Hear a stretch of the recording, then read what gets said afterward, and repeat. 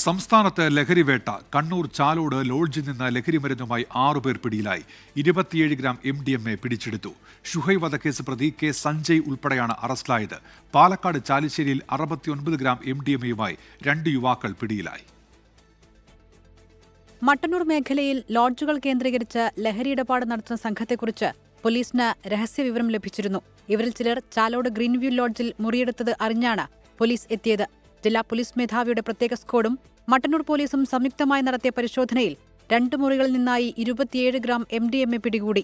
ഷുഹൈബ് വധക്കേസ് പ്രതി സഞ്ജയ്, ഷുഹൈബ്, സഹദ്, റജീന, റനീസ്, മജ്നാസ് എന്നിവരാണ് പ്രതികൾ.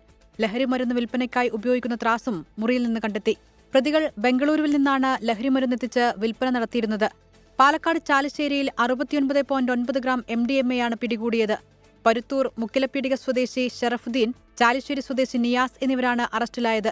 ചാലിശ്ശേരി നരിമടയിൽ വാടക വീട് കേന്ദ്രീകരിച്ചായിരുന്നു MDMA വിൽപ്പന. News desk 24.